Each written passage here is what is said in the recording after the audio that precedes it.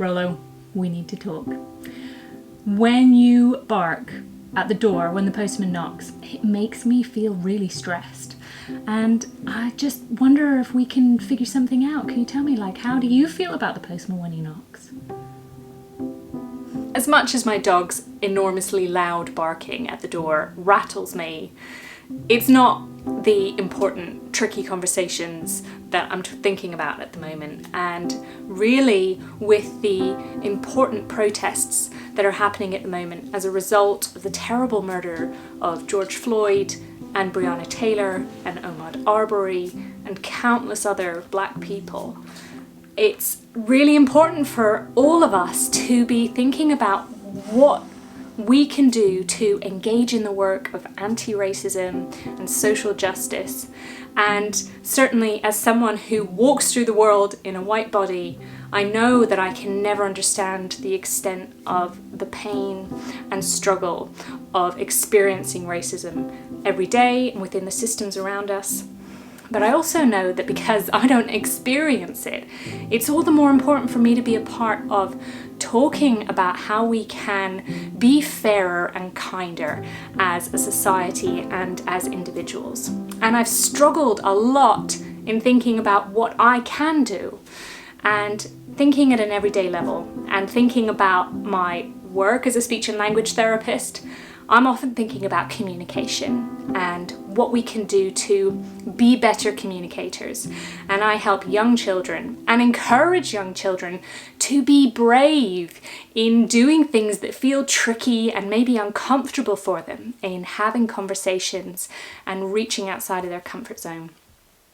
And so this is a time where we all need to embrace that discomfort, talking about our own privilege and racism within the systems around us is something that I don't feel very practiced in, and that feels all the more important for me to therefore be talking about it and to acknowledge that I will get it wrong, and to be grateful to anyone who takes the time to educate me further and correct me and help me out in understanding ways in which my talk and my actions may be harmful.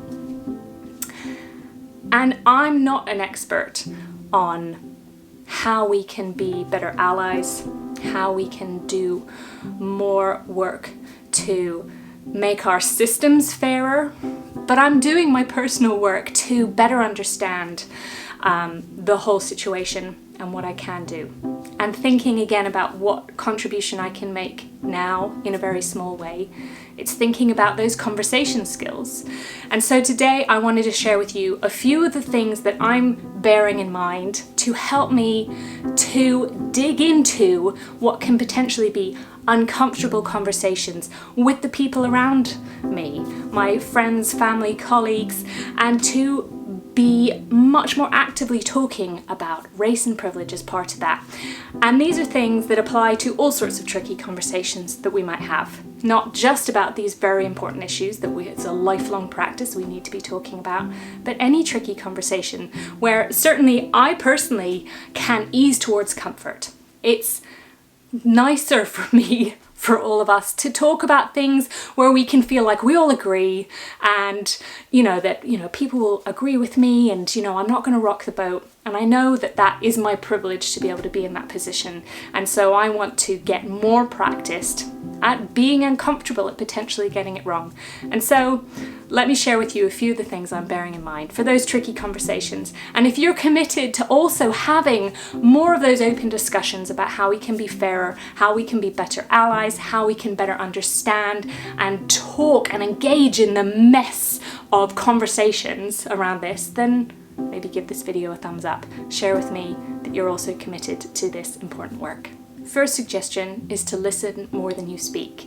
The aim of a conversation needs to be to better understand the person or the people that you're talking with, and to collectively give each other the space to clarify our thinking, engage in tricky ideas, and make progress in how we better understand each other. And the best way that we can do that is focusing on listening and understanding rather than waiting for our turn and getting our point across. Secondly, focus on I sentences rather than you sentences. I feel this, or I've been learning about that, instead of you need to do X or you need to understand Y. Thirdly, feel it in your body. Acknowledge that you may be engaging in conversations that are out of your comfort zone, and that's a brave and courageous thing to do, and also uncomfortable, and that's okay. Lean into that discomfort, because that gives you information, and when you notice that it's uncomfortable, it's almost like a clue that these are important things worth kind of grappling with. Fourth, be patient. These are conversations that we need to have for a long time. This isn't about having one conversation with your granny about the racist things that she says and converting her to your way of thinking. This is about being patient, listening, better understanding, and learning how to have respectful dialogue with each other and understand different perspectives and opinions and learnings along the way. Fourth, practice out loud and be willing to get it wrong. It's so much more comfortable and easy for us to fall silent for fear of not having the perfectly formed idea. And yet part of respectful and valuable discussion is the fact that we give each other that space to formulate our ideas, to bounce them around and think things through out loud, to think it out loud. I really appreciate you being here and for spending some time with me. If you have any thoughts or additional information that you'd like to share, then please feel free to let me know. I'm really open to being uncomfortable and to having conversations that improve my own learning and improve how I interact, how I am in the world. And the more that we respectfully share our ideas and perspectives with each other, the better we can do this. So thanks for your time today, and I'll see you soon. Take care. Bye.